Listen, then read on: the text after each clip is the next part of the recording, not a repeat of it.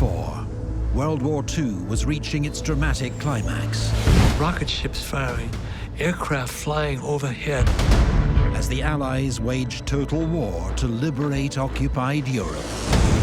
This was a war in which all sides were learning as they went. From the beaches of Normandy, the water was full of blood. The water was bright red. To the forests of Germany. Ich sehe dort heute noch die ganzen Toten liegen. Both sides deployed weapons of ever greater power and sophistication. And this tank suddenly gives the American a real big advantage. It's a very effective beast. This is the story of the Western Allies' final campaign, told by the men on both sides who were there. You did what you did. You fire and you maneuver. He was my brother.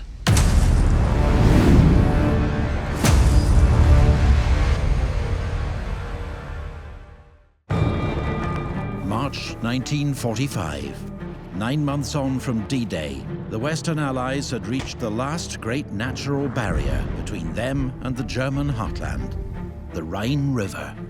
Psychologically, it was very important.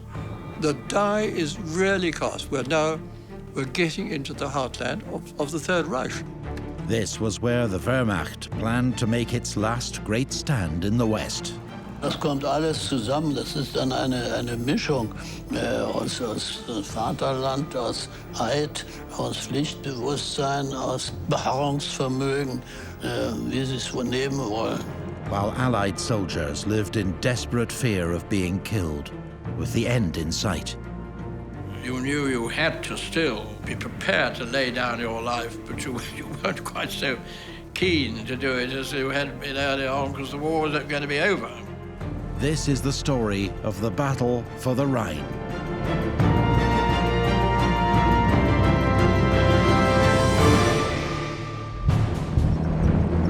In January 1945, Hitler's last offensive in the West, known as the Battle of the Bulge, had ended in catastrophic defeat.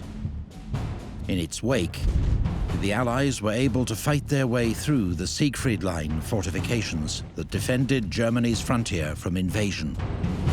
In the east, Stalin's Red Army was just 50 miles from Berlin. To most, Nazi Germany's defeat seemed inevitable, merely a matter of time. But not all Germans were ready to give up. They're now fighting on German soil. So they're defending their own homes, their families, their own territory against the invader. Another reason is fanaticism, particularly amongst the younger ones that are now getting drafted into the army, so the 16, 17-year-olds, because these are people, or young people, who've only known the Nazi state, who've only known Nazi propaganda. So to them, slogans like, Germany must live even if we die, you are nothing, you people is everything, actually do mean something. So they are quite willing to sacrifice themselves. Adolf Hitler hoped that the River Rhine, the last great natural barrier between the Western Allies and the German heartland, could be used to inflict a crushing defeat on British and American forces, transforming the strategic situation. Hitler's still fighting on out of a mixture of calculation and delusion. The calculation is that if the Germans can hold the Western Allies at the Rhine, they can potentially split apart this kind of awkward alliance between the Western democracies and the Soviet communists. But there's also a strong sense of delusion in what Hitler's thinking. He's fantasizing about units that got destroyed months ago. He's trying to organize things that simply aren't going to work. He's refusing any kind of thought about surrender or about peace. The Allied Supreme Commander, General Dwight D. Eisenhower, knew full well that the Germans would mount fierce resistance along the Rhine. Not just a formidable natural barrier, but a hugely important symbolic frontier for the German people. Die Rheinromantik spielte eine große Rolle. Es war eine nationale Katastrophe im Bewusstsein vieler, wenn es dem Feind gelang, den Rhein zu überschreiten. Denn dann fragte man sich, wo sollte denn dann wohl noch die Möglichkeit bestehen, sich zu widersetzen, wenn nicht hier. In the spring of 1945, Eisenhower commanded one of the most powerful armies ever assembled. By March, its 3 army groups had entered Germany and reached the banks of the Rhine. All were now vying with each other to be the first across. In the north was 21st Army Group under British Field Marshal Bernard Montgomery, comprising 1st Canadian Army, British 2nd Army, and US 9th Army. In the center, US General Omar Bradley's 12th Army Group, with US 1st and 3rd Armies. And further south, General Devers' 6th Army Group, with US 7th and French 1st Army. Since the breakout from Normandy, Eisenhower had wrestled with 2 competing strategic options. One of them was what was called the narrow front or knife thrust approach, which was to pour all the resources he had into a very narrow assault towards Germany and towards the Rhine River. The other was what was called the broad front strategy, which was to parcel out his resources and men among all of his armies and all of his units and advance in an extremely broad front across the whole of Western Europe towards Germany. Eisenhower ended up choosing the broad front and having everybody advance at the same time, sometimes not to the liking of his best generals. Both Patton and Montgomery were very strongly in favor of a knife thrust, although they differed, unsurprisingly, about who should be the one to carry that out. Each army group was given the freedom to organize and pursue its own approach to crossing the Rhine, and did so according to form. Montgomery began planning a giant set-piece operation to get 21st Army Group across the river, involving airborne drops and huge amounts of artillery and engineering support. Further south, Patton would rely on speed and initiative to get 3rd Army across wherever an opportunity arose. The Allied dream was to capture a major bridge over the Rhine intact, but it was thought to be a huge long shot. The Germans could be relied on to blow every bridge as soon as they'd retreated across the river. The Germans were desperate to destroy the bridges over the Rhine because once the Allies crossed the Rhine, it would be very, very hard to stop them because the Allies would be able to use the still existent and still usable infrastructure that the Germans had, including, for example, the motorways, the autobahns. So this really was the last line of defense that the Germans could expect, perhaps, to hold against the Allies in the West. But a bit of luck and American improvisation was about to hand Bradley's 12th Army Group one of the greatest opportunities of the war, at a town called Remagen. On the 7th of March, scouts of the US 9th Armored Division arrived on a hill overlooking Remagen. They were stunned to see the 350-meter-long Ludendorff Bridge still intact. Here was a chance for the Allies to leap the Rhine in a single bound.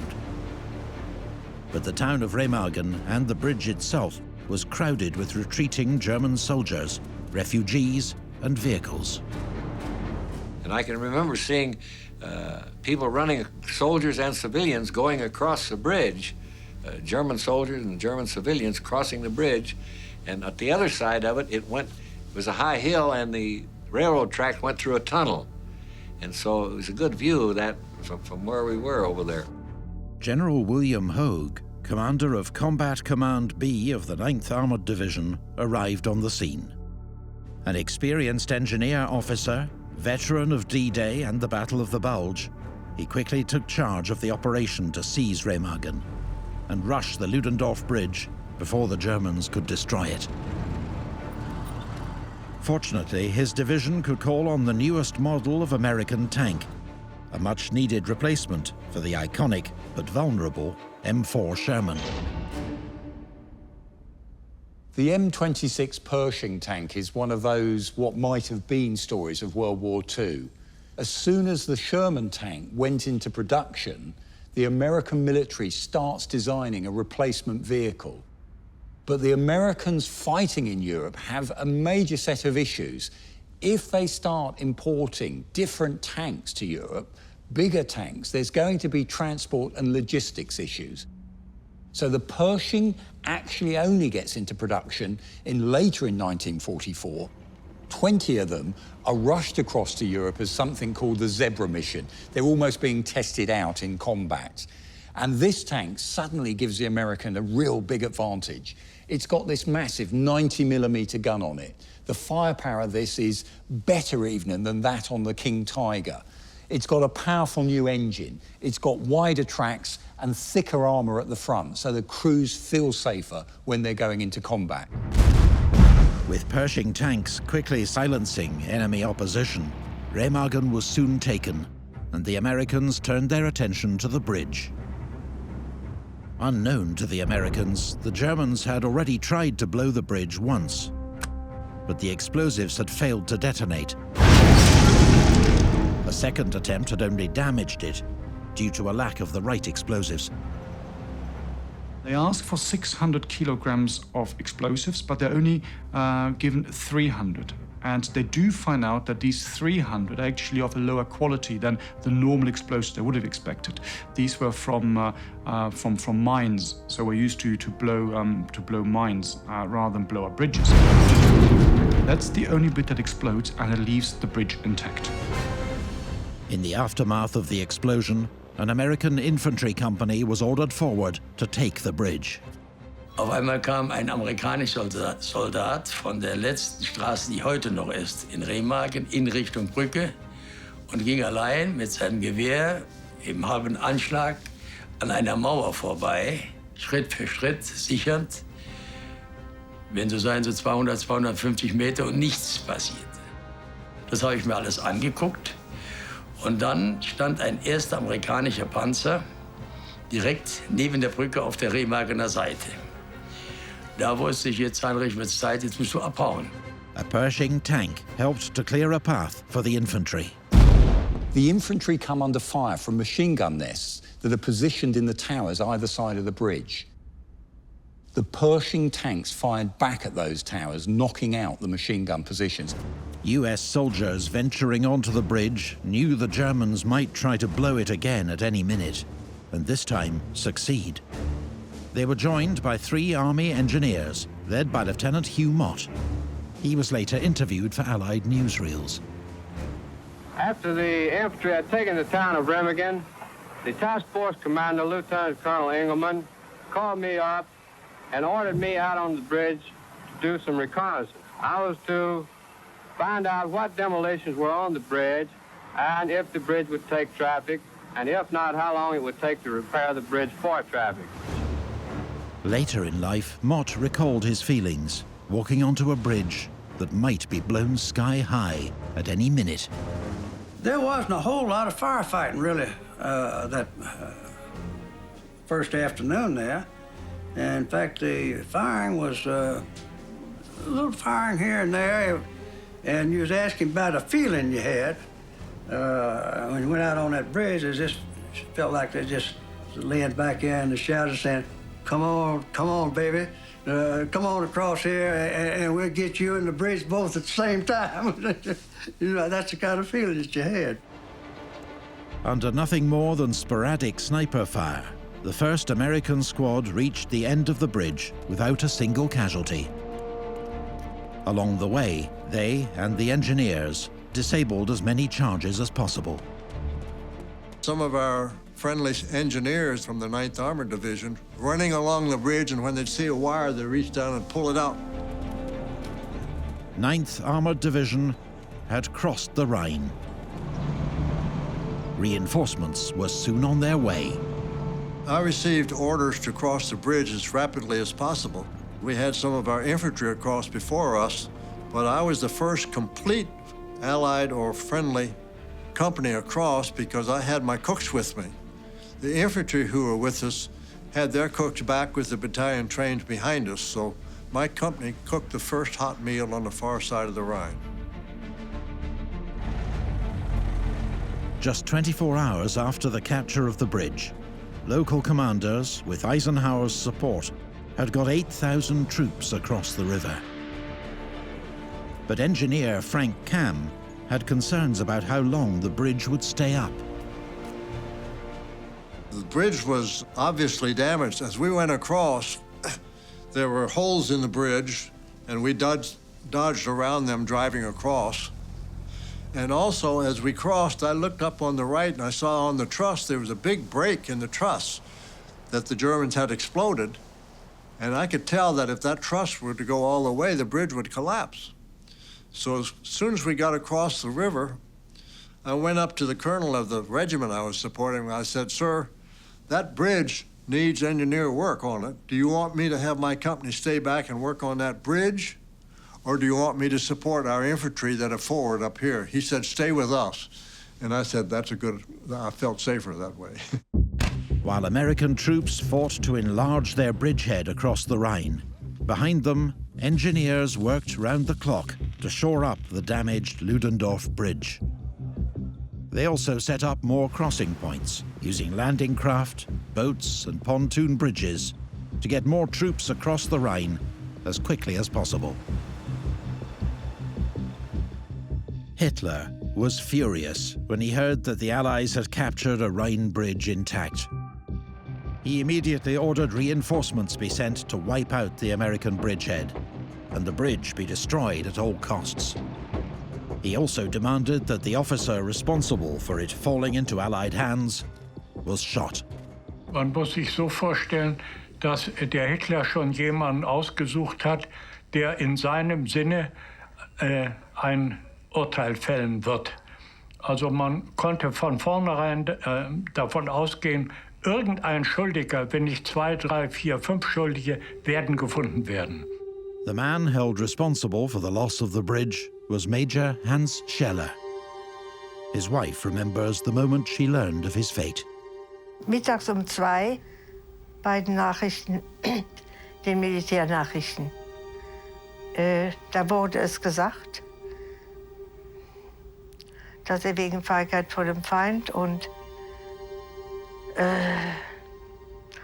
Dienstverweigerung hingerichtet worden wäre, verurteilt und hingerichtet worden. Das Urteil wäre bereits vollstreckt. The Germans were much more aggressive about punishing their own soldiers very harshly.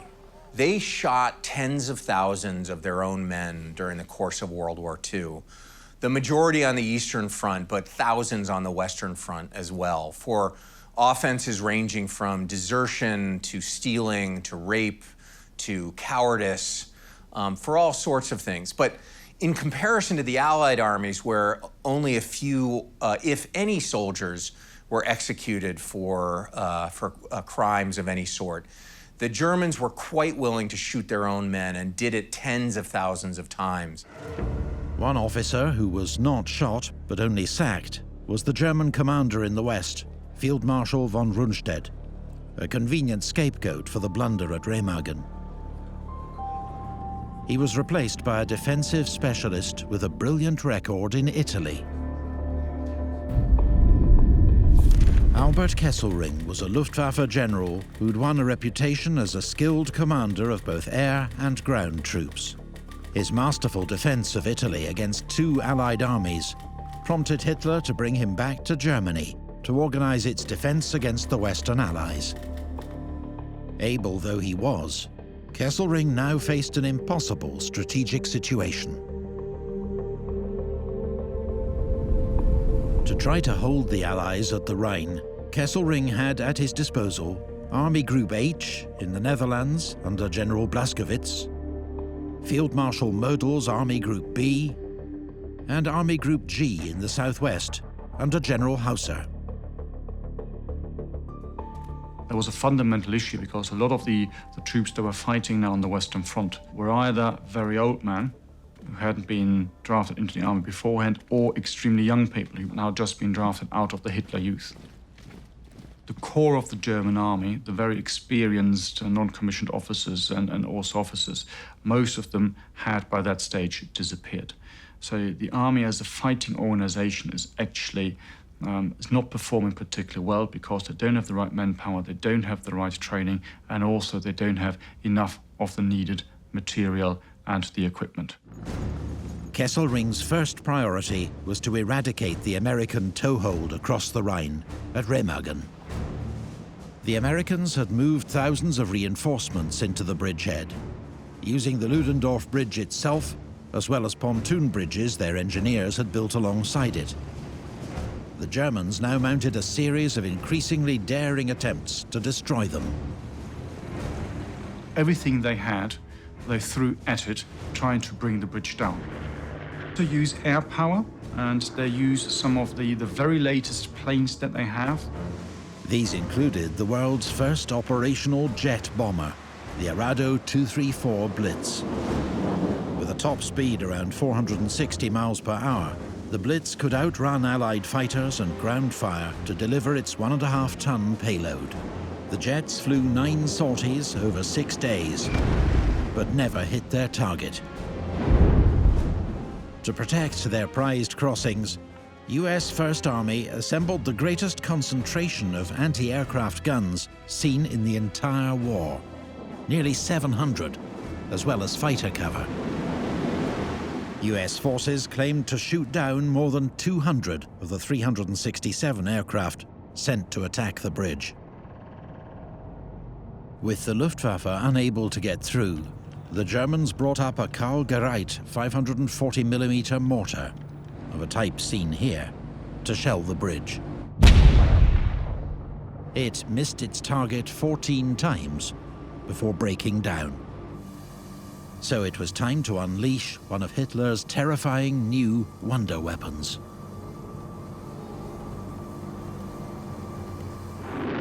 Hitler then orders the rocket V2 to be launched and fired at the bridge, which really concerns and surprises a lot of the German military because they know that the accuracy is quite low.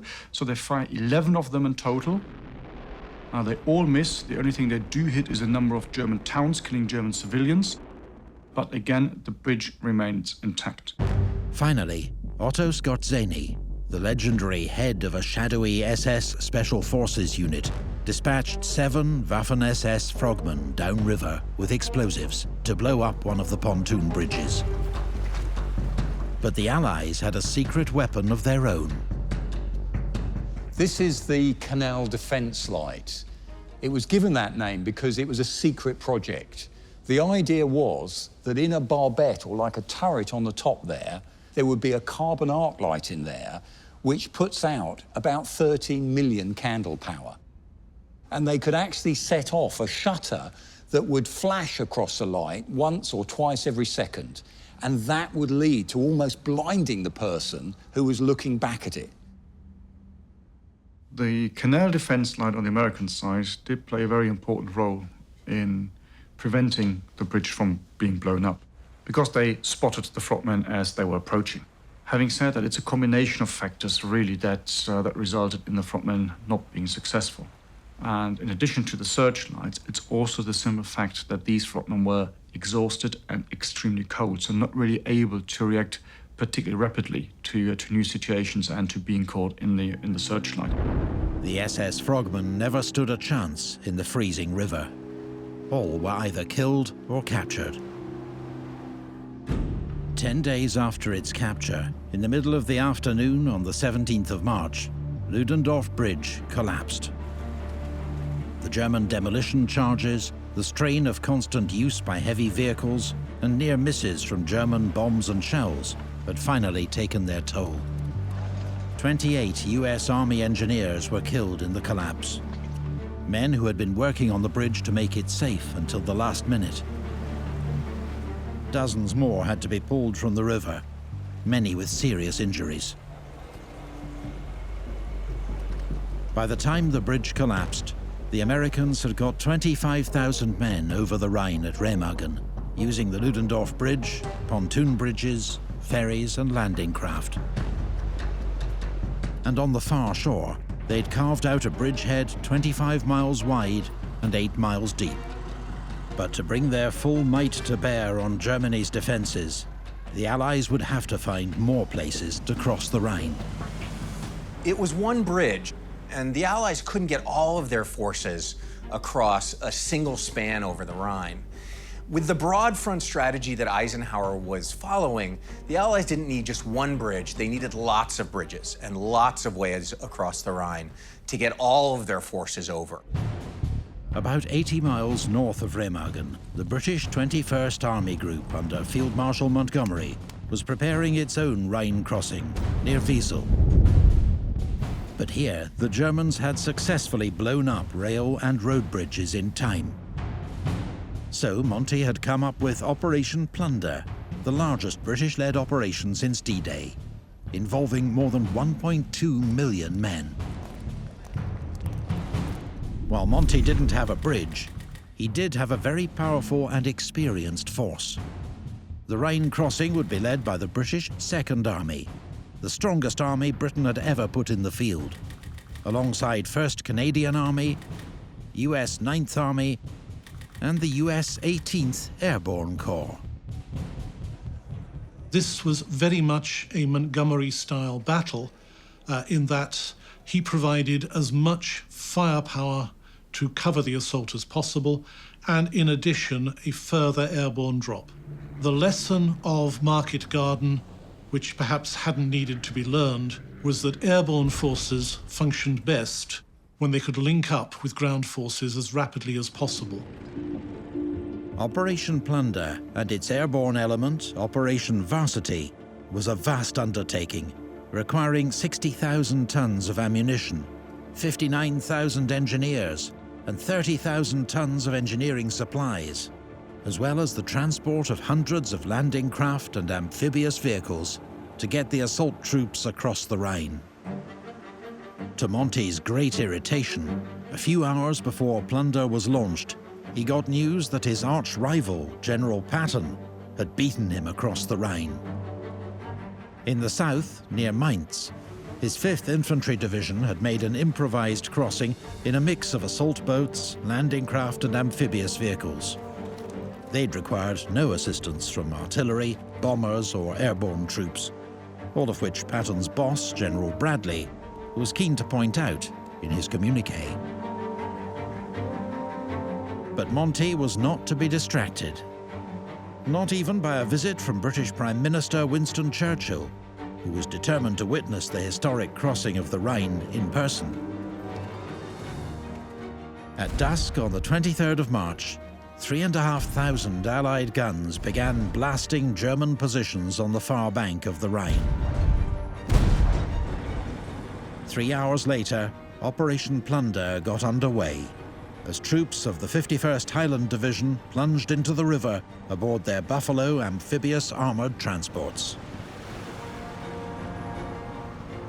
The idea is that this Buffalo would be capable of carrying, as I say, 36 infantry or a load of supplies. With a 3-man crew, we were able to use these quite effectively. The idea being that if you're on a river with a fast-flowing current, you have to aim for the opposite bank at an angle of about 45 degrees, so that when the current catches you, it takes the rear end down with the flow of water, and you are then at right angles to the bank. One of these pioneering amphibious vehicles is today housed at the UK's Tank Museum. The Buffalo could take 30 soldiers under some form of protection down the steep banks of the Rhine into that fast-flowing river that's sweeping off towards the sea. It powers them across, and on the far side of the bank, it can release its ramp at the rear and let those soldiers off into the attack. So the attack went in first thing in the morning. 600 Buffaloes were used to take about 30 soldiers per trip across the Rhine, up the other side, and some of them sat there and gave covering fire with their Polston cannons. As we approached the river in these Buffaloes, we were all very cheerful. And as we got near to the river, the Buffalo was bumping us about a little bit, but it was all prepared and everything was organized, everything was under control. We got to the river and then the Buffalo reared up in the air, nosedived down into the river and deep into the river with a small draft separating us. And all of a sudden, everything went quiet. And then David Reed started to play his mouth organ. And then the next thing, the boys in the buffalo started to sing. And the cheerful atmosphere, feeling returned, and we went across the Rhine to the accompaniment of the mouth organ and everybody singing in good heart, in good spirits. As British and American infantry crossed the Rhine in the early morning of the 24th of March, Allied tracer fire and shells streamed overhead to keep German heads down and to mark out landing spots. Trooper Peter Davis was driving one of the buffaloes across the Rhine. Monty had put down such a tremendous barrage with artillery, as he did with most major attacks, and the barrage over the Rhine was tremendous. And then, of course, the smoke screen was put down and we were given the order to go. And we were loaded up with infantry. We got to the other side. We took the first load straight in and got them out of the bank. German defenders were outnumbered and outgunned and put up only sporadic resistance in the face of the Allied onslaught.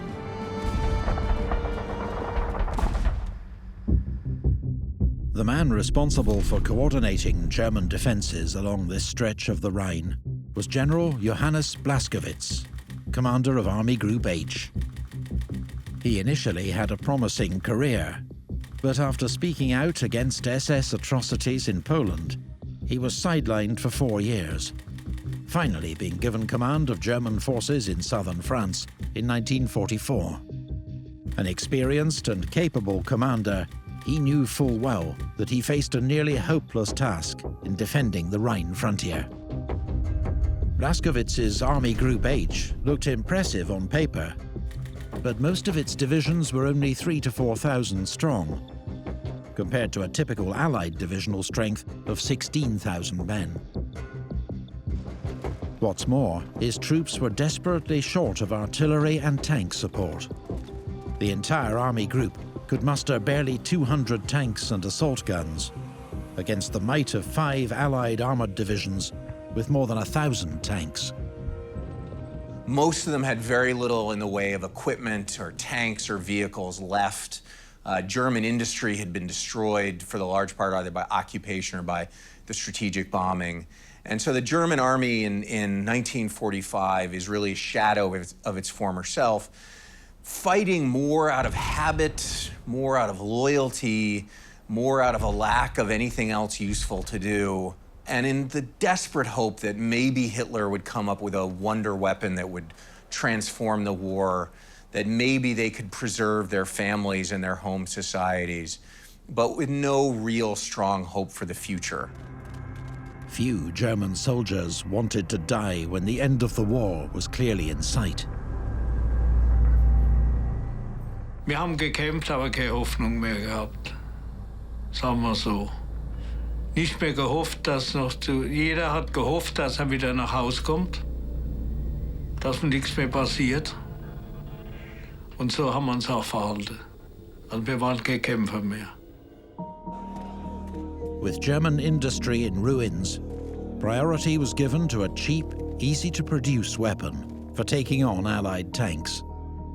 At the same time as Germany was developing massive tanks like this Jagdtiger, they also developed and produced a number of much simpler weapons, one of which is this Panzerfaust. The idea of the Panzerfaust is it's a hollow charge weapon that they could mass produce. And the idea of a hollow charge weapon, there is a cone of explosive in this head lined with copper. By having a blast charge inside this tube, you aim at an enemy tank about maybe 60 meters away, you press down the ignition charge, that forces this projectile towards the enemy tank. It's a very simple principle. When it hits armor, it explodes and it melts a copper lining that will jet through metal, tends to leave on armor plate about a 2¼ inch hole, and that copper jet goes inside the vehicle and quite often ignites a fire inside. So as a simple weapon, they could mass produce this. By late in 1944, they were making 300,000 of these a month. And the simplicity of it meant they could issue it to Home Guard units, Hitler Youth, all sorts of people could use something as simple as a Panzerfaust. But despite its crude effectiveness, the Panzerfaust wasn't enough to halt the overwhelming might of the Allied attack. Wenn Sie die Amerikaner gesehen hätten, mit was für Material die ankamen, also das war wie wenn ein reicher Mann gegen einen in 8 Jahre im Gefängnis oder 6 Jahre im Gefängnis sitzenden Halbkranken kämpft.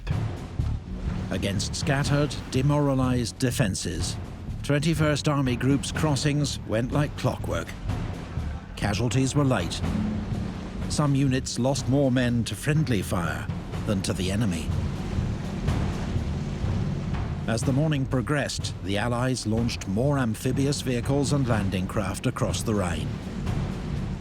By 10 a.m., it was clear to Monty that the landings were going better than anyone could have dared to hope. But the next stage of his plan was the most risky, the massive airborne drop behind German lines, codenamed Operation Varsity. It would be the last and largest airborne operation of the war, bigger than D-Day or Market Garden.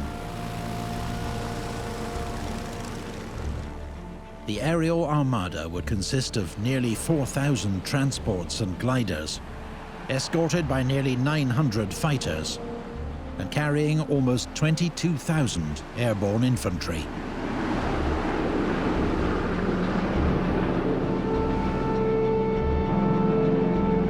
At 9:45, Allied artillery fell silent to avoid hitting their own aircraft, and all eyes strained skyward. It was daytime, 10 o'clock in the morning. That was the H hour. I was a company commander by that time. I had been given command of B Company in the 1st Battalion. And the ride was, again, pretty much like the Normandy ride. People were probably even more confident than they were on the Normandy show. At first, ground fire from the Germans was light. But as they realized what was happening, more and more guns opened fire. The approaching Allied aircraft were easy targets, slow-moving, flying low, unable to take evasive action during their drop run. The Americans were also about to discover a deadly flaw in the design of their new transport aircraft. During the actual drop, not in my regiment, but the sister regiment, Jump Regiment 513th, lost quite a few flamers, and they were jumping the C-46 that had 2 doors, one on each side. They were jumping both doors out of there. It had fuel systems in it that were much more vulnerable than the C-47. When punctured, the fuel tanks of the C-46 leaked back into the fuselage, turning some into fireballs. After the paratroopers came the gliders, slower, lower, and even more vulnerable on their approach. In all, nearly 100 Allied transport and glider aircraft were destroyed. Airborne soldiers who made it to the ground scrambled to untangle themselves from parachutes or wrecked gliders, often under fire. The elite airborne units quickly got organized and started to fight back. Within hours, they had seized most of their objectives and were linking up with ground forces who'd crossed the river that morning. The 6th Airborne Division, they landed deep on the gun lines, and I remember joining up with them at about 10 in the morning. But their glider-borne people had terrible casualties. I mean, I don't know how many gliders were shot down in that operation, and an enormous number of men killed. But the rest of the operation went pretty well. For all its horrors, the airborne drop had been less costly than anticipated, while the river crossings had proved a stunning success. Monty had parts of 4 infantry divisions, as well as amphibious tanks and 2 airborne divisions across the Rhine. General Blaskowitz, now alert to the scale of the Allied operation, committed his only reserves in a desperate battle to save the Reich. The 15th Panzer Grenadier Division counterattacked at Ries, while the 116th Panzer Division was ordered to seize back control of the Issel River crossings from Allied paratroopers. But with roving Allied fighter-bombers hitting the German build-up at Issel, as well as fire support from Allied guns on the west bank of the Rhine, the German counterattacks were over almost as soon as they'd begun. Blaskowitz had played his last hand, and all it had achieved was to hold up the Allies for a few hours. Meanwhile, Allied engineers got to work building bridges over the Rhine. The engineers would build first a bridge that could take individual infantrymen across it, and then they would slowly build it out from there using pontoons, using steel segments, using all sorts of different equipment to put the bridge together. And so this quite remarkable engineering achievement has kind of been left in the historical shadow, but it was just as critical as the capture at Remagen to how the Allies got across the Rhine River. When Churchill met Eisenhower on the 25th of March, there was plenty of cause for optimism. The British Prime Minister even crossed the Rhine himself at a quiet sector, spending 30 minutes on the far shore before returning. By the following day, 21st Army Group had 12 bridges in place over the Rhine, and Allied units were beginning to make serious inroads into German territory. German divisions facing the Allied crossing had either been destroyed or were now abandoning their positions to escape the Allied onslaught. We just went through Germany. That was going like a coach trip, really, because there wasn't no one there. They would just go and they knew they'd lost the war, and they just retreated. Their fighting spirit broken at last, German soldiers began to surrender in ever-increasing numbers. And we started advancing about 8 to 10 miles a day, capturing hundreds of Germans every day. In fact, there were so many of them that our soldiers would just wave them on the roads and have them go back to the roads without guards sometimes. I remember one time when we were over the Rhine, and I saw this group of prisoners here, same as everybody else did. There was about 200 of them coming down. And they were running like hell. And I thought, cool, that's good. And then when they got past us, we realised the person driving them on was our little Sergeant Major. And he was going, come on, you buggers, come on, you buggers. But there were also still many diehards willing to fight to the end for Hitler's Germany. Some were only boys. There was one young boy, 14-year-old. He held us up, and when they found him, well, they couldn't do nothing to him. He's only 14, but he held a whole battalion up, that boy. He got some machine gun or something. He was firing all over the place. We daren't go through. In the end, they found him, and he'd got this machine gun, and he was just firing it anyway. In just 3 weeks, a mix of American improvisation and Monty's cautious, methodical approach had allowed the Allies to break through Germany's last great natural barrier on a 200-mile front. More crossings of the Rhine quickly followed, from Strasbourg to the Netherlands. Soon, some Allied units were advancing 50 miles a day, infantry catching rides on tanks, German towns decked out in white linen to signify surrender. Eisenhower, to Monty's fury, decided to leave Berlin to the Soviets. But the Nazi Empire was fast crumbling. As Allied units made massive inroads into the German heartland, they uncovered the horrifying crimes committed by the Nazi regime. British troops liberating the concentration camp of Bergen-Belsen found scenes of unimaginable suffering.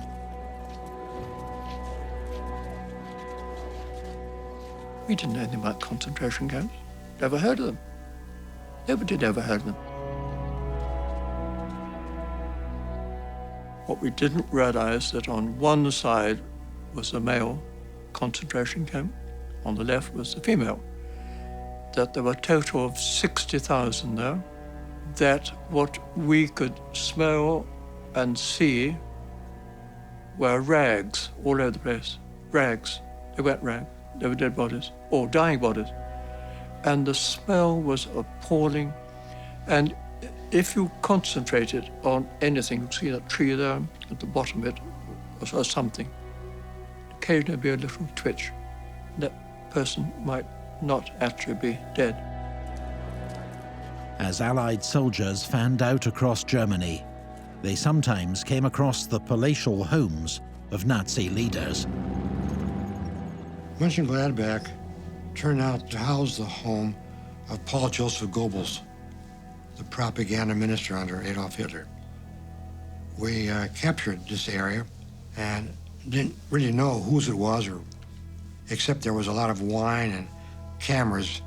Goebbels was apparently a big camera and wine collector. For Jewish soldiers of the 29th Division, an opportunity to celebrate Passover at Goebbels' mansion with survivors of the camps became an act of defiance. They wanted to go back to that service because that Passover service in the Jewish faith is the story of the Israelites' freedom from Egyptian slavery 3,000 years ago. They were just liberated from their own slavery in modern times, under the Nazi Germany.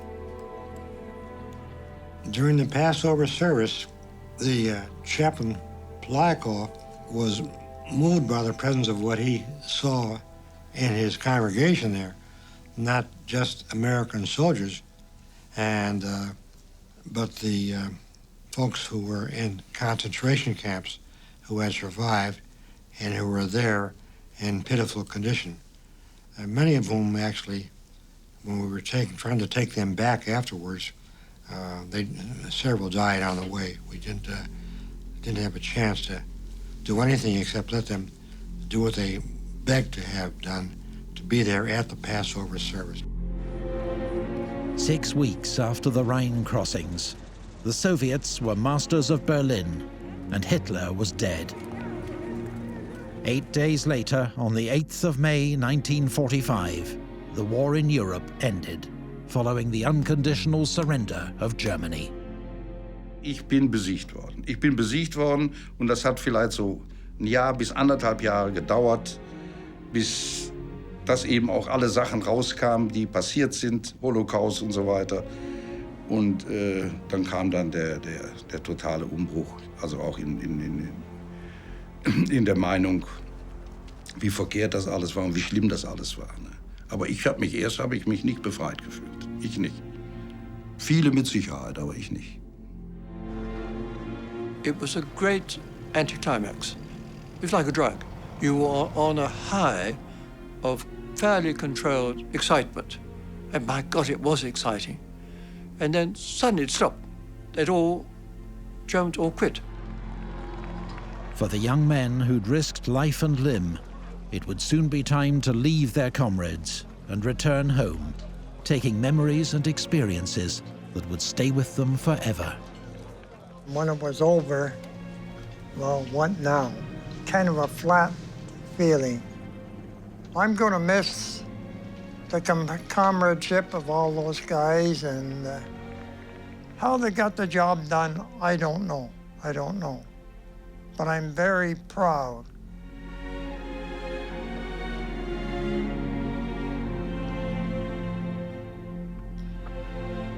To have served with those guys. We knew each other better than most people know their own family, because we went through hardships together and we helped each other survive. Der Krieg ist zu Ende. Wir haben sie überlebt. Das war die Grundstimmung. Also, Wenn ich überlege, dann kamen am 11. März die Amerikaner hier nach Leubsdorf. Das war die Grundstimmung. Der Krieg ist zu Ende, Gott sei Dank. Die ganze Debatte, sind wir besiegt worden? Sind wir befreit worden? Für diese Gedanken hatte man erst Zeit, als alles vorbei war. I opened the front door because my mother always left the front door open. And I walked in and I said, "Hi, Mom." And she blew up. She just, you know, I was home. That's my story. There was one of my sisters that was on the front porch, and she saw me top that rise and recognized me immediately. And she let out a scream, and I can hear all the way back in Virginia even now that Harley's home.